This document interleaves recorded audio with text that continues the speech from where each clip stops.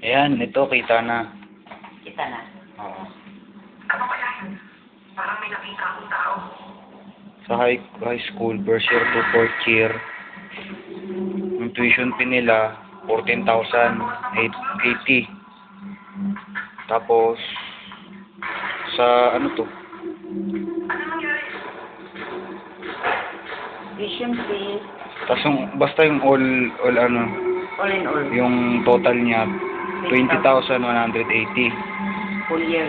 Full year na yon. Tapos, merong sa kabila kasi hindi makita. Ganun din. Ganun pa rin naman. Yan. Yan yun. Yan lang.